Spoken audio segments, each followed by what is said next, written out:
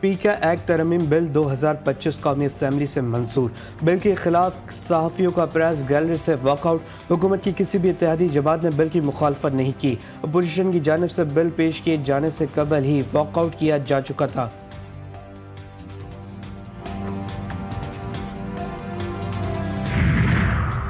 7 دن کا وقت ختم، بانی پی ٹی آئی کا حکومت سے مذاکرات ختم کرنے کا اعلان۔ بیرسٹر گوہر کی میڈیا سے گفتگو، کہتے ہیں حکومت کو 7 روز میں کمیشن بنانا تھا، آج تک نہیں بنایا گیا۔ ہم آئین اور قانون کے تحت اپنی کوششیں جاری رکھیں گے۔ ہماری اپیل ہے پی ٹی آئی مذاکرات کا عمل نہ چھوڑے۔ مذاکرات ختم کرنے کا اعلان افسوسناک ہے۔ مسلم لیگ نون کے سینئر رہنما سینیٹر عرفان صدیقی کہتے ہیں اپوزیشن کے مطالبات پر سنجیدگی سے مشاورت کی گئی۔ مذاکراتی کمیٹی میں 7 جماعتوں کی نمائندگی ہے۔ پہلے ہی بتا دیا تھا حکومت اور پی ٹی آئی کے مذاکرات ختم ہو جائیں گے۔ یہ مذاکرات صرف مذاق تھے۔ حکومت اور پی ٹی آئی کا ہدف ایک تھا، بانی جیل میں رہیں۔ فیصل واوڈا کا ٹویٹ لکھا، نون لیگ حکومت کی ضمانتی پی ٹی آئی ہے، ان کے ٹرمپ کارڈ کی ہوا نکل گئی، سب ایک سمجھوتے کے تحت ہو رہا ہے۔ اپوزیشن لیڈر عمر ایوب نے پیکا قوانین کو مسترد کر دیا۔ آج صحافیوں کے ساتھ سینٹ اجلاس سے احتجاجاً واک آؤٹ کرنے کا اعلان۔ شبلی فراز نے کہا سینٹ میں اپوزیشن اپنی احتجاجی تقریر کے بعد ایوان سے واک آؤٹ کرے گی۔ ملک کے مزدوروں کو وہ حقوق دیے گئے ہیں جو پوری دنیا مانتا ہے کہ آپ کا حق ہے۔ کوئی ایسا نظام نہیں ہے جہاں حکومت عوام کی مرضی کے بغیر چل سکے۔ اب الیکشنز کرے نہ کرے، آپ کا وزیر اعظم ہو، آپ کا صدر ہو، آپ کا بادشاہ ہو، آپ کا امیر المومنین ہو، وہ نظام اپنے عوام کی مرضی پہ۔ جب یک طرفہ پالیسی اور فیصلے کیے جاتے ہیں تو نقصان ہوتا ہے۔ کوئی بھی حکومت عوام کی مرضی کے بغیر نہیں چل سکتی۔ بلاول بھٹو زرداری کے تقریب سے خطاب، حکومت پر تنقید کرتے ہوئے بولے کئی بار حکومت بلا وجہ اپنے لیے مسائل خود بنا لیتی ہے، ہم حکومت کے راستے میں رکاوٹ نہیں بننا چاہتے۔ 18ویں ترمیم اتفاق رائے سے کی گئی، آج کوئی اسے تبدیل نہیں کر سکتا۔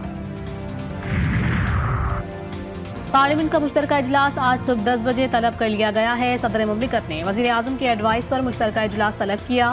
حکومت زیر التوا بلز قانون سازی کے لیے پیش کرے گی۔ مشترکہ اجلاس کے باعث سینٹ کا اجلاس بھی ری شیڈول۔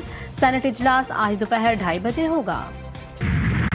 کنٹری پروگرام جو 10 سال کے اوپر محیط ہے، $20 ارب کی سرمایہ کاری ہوگی تعلیم کے میدان میں، صحت کے شعبے میں، اور جو کلائمیٹ چینج کے نتیجے میں آفت 2022 میں پاکستان میں آئی تھی جس نے بہت تباہی مچائی تھی، وہ بھی اس پروگرام کا حصہ ہے۔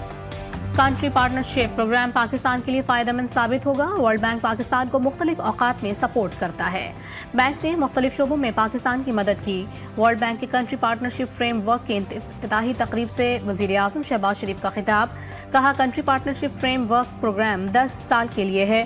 ورلڈ بینک پاکستان میں $20 ارب خرچ کرے گا۔ شراکت داری فریم ورک سے آئی ٹی کے شعبوں میں ترقی ہوگی۔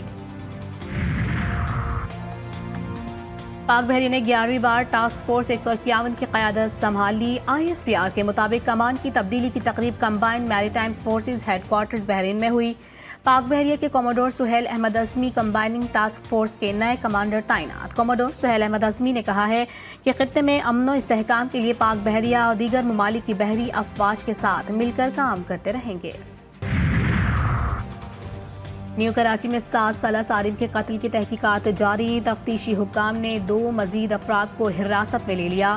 کیس میں زیر حراست ملزمان کی تعداد 9 ہو گئی۔ پولیس کو زیر حراست ملزمان کی DNA رپورٹ کا انتظار۔ کوئٹہ میں قرآن پاک کی چوری کا افسوسناک واقعہ، نامعلوم افراد جبل نور القرآن کے قدیم نسخے چرا کر لے گئے۔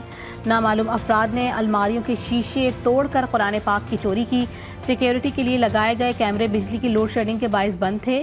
چوری کا مقدمہ انچارج کی مدعیت میں درج کر لیا گیا۔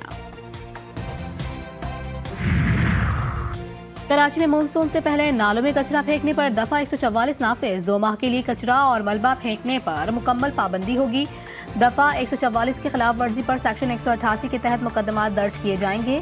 کمشنر کراچی سید حسن نقوی کی جانب سے نوٹیفیکیشن جاری۔ वज़ीर आज़म शहबाज शरीफ का अमरीकी सदर डोनाल्ड ट्रंप को खत, दफ्तर खारजा ने तस्दीक कर दी। वज़ीर आज़म ने डोनाल्ड ट्रंप को मुबारकबाद का खत लिखा। इसहाक डार ने भी डोनाल्ड ट्रंप को मुबारकबाद दी। लॉस एंजलिस के पहाड़ों के शुमाल में नई आग भड़क उठी। 50,000 अफराद को इनखला का हुक्म। 6 घंटे के दौरान 9,400 एकड़ रकबा खाकस्तर हो गया। कैलिफोर्निया में आग के बायस आसमान जर्द। 2 मकामात पर आग तीसरे हफ्ते भी बुझाई ना जा सकी। मुतासरा इलाकों में ताहाल रेड फ्लैग वार्निंग लागू। 4,000 से ज़ायद अमला आग पर काबू पाने की कोशिशों में मसरूफ। आग के बायस अब तक 28 अफराद के हलाक, 16,000 से ज़ायद इमारतें तबाह हो गईं।